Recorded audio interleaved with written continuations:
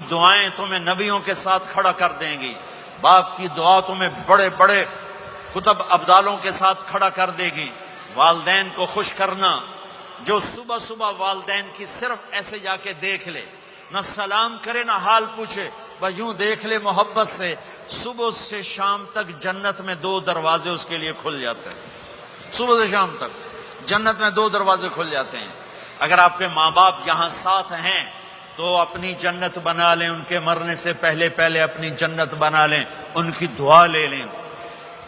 ہمارا ایک نوجوان ذمہ دار تھا، نہ نماز نہ روزہ نہ حج، کچھ بھی نہیں، اور غافل زندگی۔ اب تو ماشاءاللہ بہت بدل گیا ہے۔ کہتا مولانا میری کبھی کوئی دعا رد نہیں ہوئی، حالانکہ سارے عیب تھے، سارے گناہ تھے، دعائیں ساری قبول تھیں۔ میں نے کہا وہ کیسے؟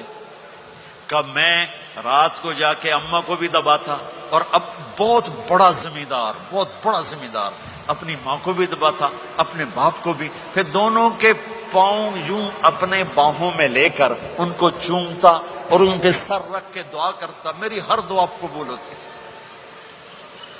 تو اپنے ماں باپ کے قدموں تلے اپنی دعائیں تلاش کرو، خاص طور پر اپنی ماں کے قدموں تلے جنت تلاش کرو۔ میرے نبی نے کہا ماں کے قدموں تلے جنت ہے۔ میرے نبی نے حضرت عمر سے کہا تیرے زمانے میں ایک شخص آئے گا، اویس،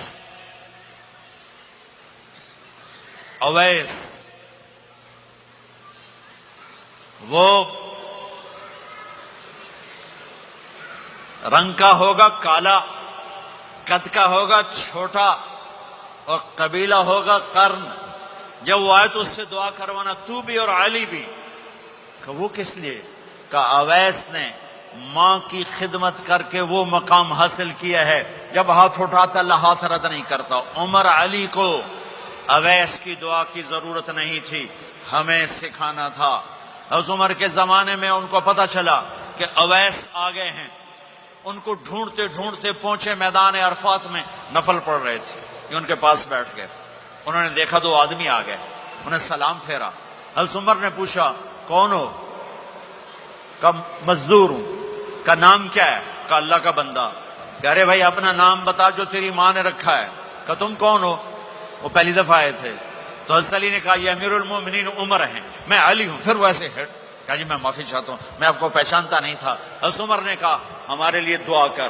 وہ رونے لگے، میں آپ کے لیے دعا کروں گا؟ کہا ہاں تو کر، کہ میرے نبی مجھے کہہ کر گئے تھے عمر عمر عمر، علی علی علی، کہ اویس سے دعا کروانا۔ کیوں؟ کہ ماں کی خدمت کر کے وہ مقام پایا ہے، جب ہاتھ اٹھاتے ہیں ہاتھ واپس خالی نہیں آتے۔ پھر ایک اور حدیث سنو، میرے نبی نے فرمایا جب لوگ جنت کو چلیں گے اور اویس بھی چلیں گے تو اللہ تعالیٰ فرمائیں گے باقی چلے جاؤ، اویس رک جائے۔ تو اویس کرنی کہیں گے یا اللہ مجھے کیوں روکا؟ تو اللہ کہیں گے پیچھے دیکھو، وہ پیچھے دیکھیں گے، جہنم میں لوگ کھڑے ہوں گے، اللہ فرمائیں گے تیری ماں کی خدمت، جہاد نہیں، نماز نہیں، روزہ نہیں، حج نہیں، زکوٰۃ نہیں، علم نہیں، ذکر نہیں، تبلیغ نہیں، تیری ماں کی خدمت۔ آج اس کا صلہ دیتا ہوں۔ یہ دوزخ والے کھڑے ہیں، جدھر جدھر تو اشارہ کرے گا تیری طفیل سب کو جنت میں ڈال دوں گا۔ اویس، اور یہ اویس کے ساتھ بشارت نہیں، جو ماؤں کو راضی کر کے مریں گے ان کے لیے یہی مقام ہے۔